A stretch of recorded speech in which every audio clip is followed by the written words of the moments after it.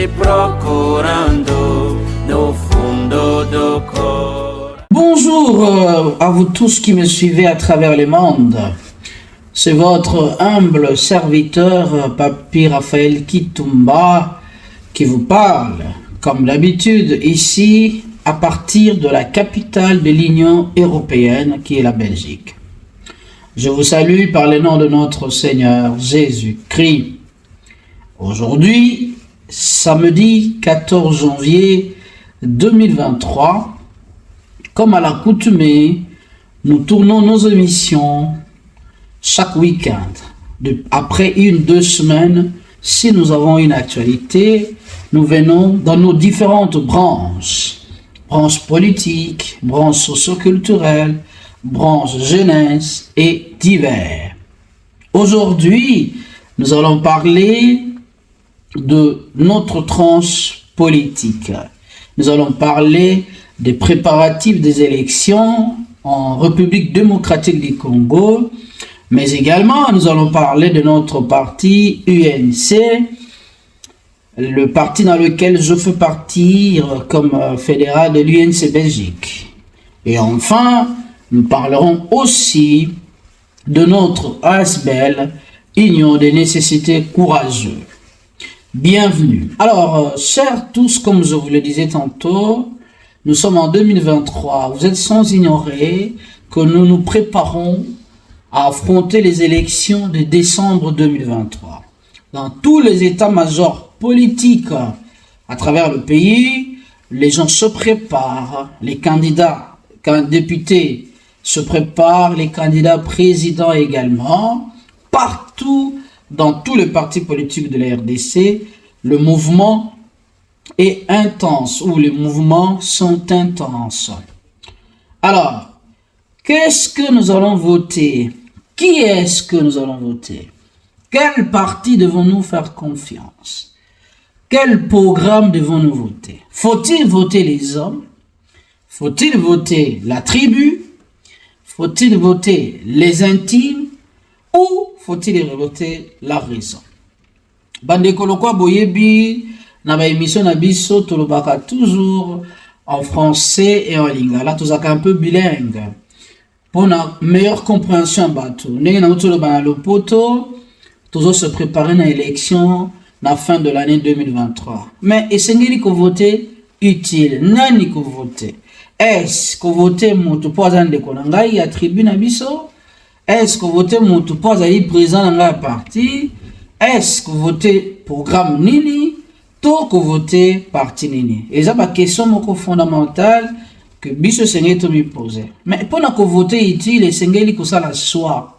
Bino moko botala bana mboka na biso banda tozwa lipanda 1960 lelo. Est-ce que les choses évoluent?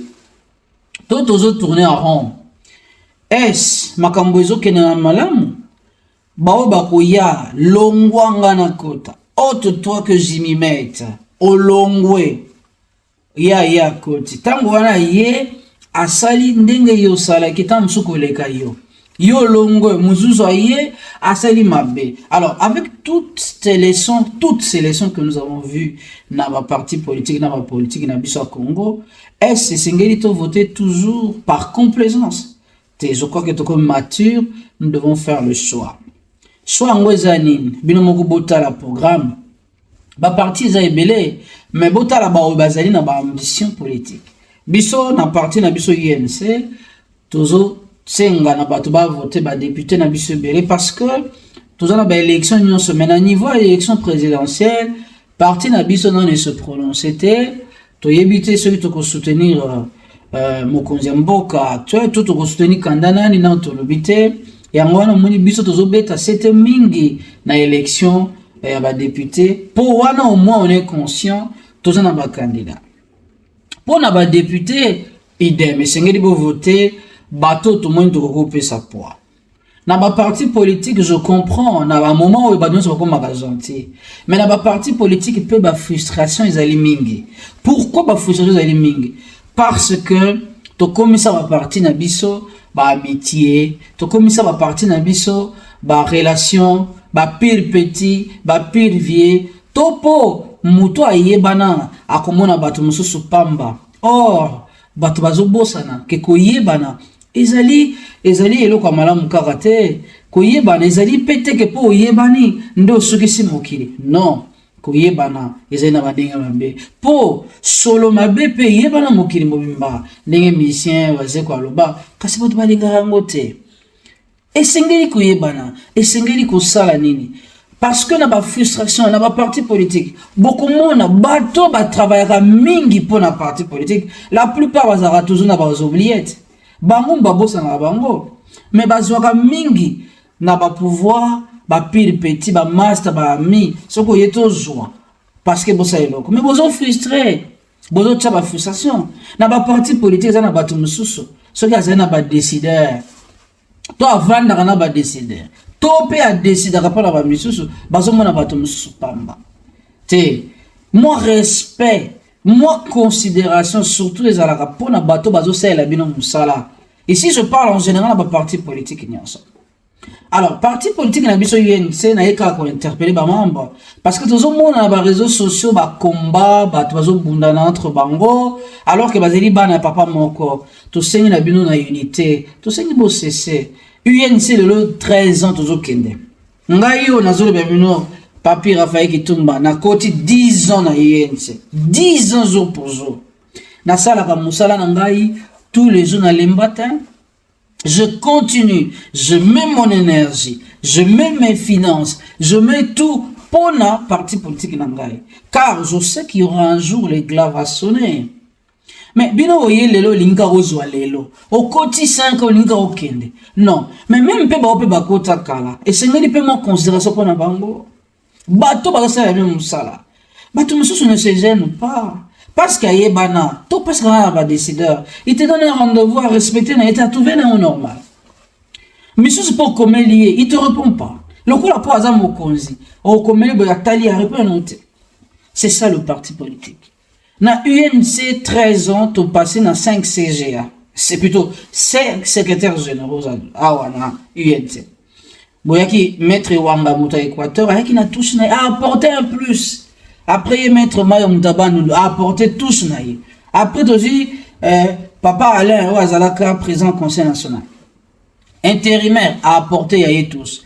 Heureusement, maître, et plutôt, Excellence Bozi, Asalipe tout Yazaki AI, Asalipe pas tous Naya Tia, un peu Billy Kambale. Mais reconnaissons quand même que Billy Kambale a été parti dans un moment difficile dans le président Zaki na prison. Et que Billy a tchaki moi tonus, ou que parti la mouki peut partir zongelaki. Et c'est ngeli to jeter ba fleurs, au lieu que to bomaye to bebisa. Donc, biso to lobi boye, to za biso no so bana papa moko. Soutenons-nous. Oh non, ça va un plus pour partir que les bosso à ça. Mais sengeli na biso tous à la uni. Biso ba oyo tous ba réserve à République Tolobaka. Tous ali wana, on n'est pas pressé, mais on est prêt. Nous sommes compétents. Nous avons l'expertise. Nous avons le moyen.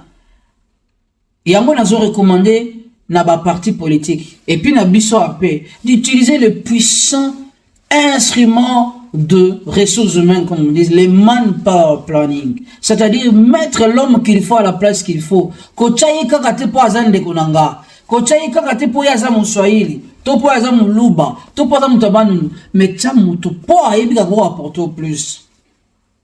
Je sais qu'il y a des trahisons. Je sais qu'il faut vous appeler à votre confiance. Mais à un certain moment, bota la rappeler. Considération d'un bateau, bah, c'est la même ça, nous avons insisté. Ne serait-ce qu'un téléphone, ne serait-ce que considération pour yo lelo zawana, mokile zagatu, yo zawana, lobby pour que les moussous par oya. Tant que vous appelez à besoin. Oui, bien que si vous en avez pouvoir, téléphone est son mingi. Mais si vous avez pouvoir, au moins, vous avez besoin de soutien. C'est ça le monde. Mais mokile mingi mingi to lingara bateau bakosa. Voilà un petit conseil pour la partie nabiso, to lingana, to tika ko fingana, to tika ko bomana pour zoke na élection. Na kosuka na union de nécessité courageuse ayas ben abiso o ezokola na mois d'avril awa tozoko ça une année nous allons faire notre sortie officielle il y a une année abiso ya ASBEL union de nécessité courageuse o ezokele bien na tamuke to sali expert to sali musala mingi alors essayez de continuer Nous allons maintenant na mikolo koya toko kenango to ça l'extension nango na ba pays misusu na Kinshasa. Tozaka déjà un représentant, mais officiellement, tu officialiser yango pour que comme officiel qu'on a dans le pays, et puis dans mboka mususu tozo ke nango malembe lobi to koma. Ba jeune et sengeli tozo devant. Notre classe politique, to lobi te zamabe, mais notre classe politique mingi elaxi ba limite nango ba parents beaucoup plus, ba papa. Alors ba jeune et sengeli tozo ko relever défi. Mais quel jeune et sengeli ba jeune responsable. Voilà, merci si vous avez aimé. Bonjour chez vous et bon week-end. À la prochaine. Bye bye.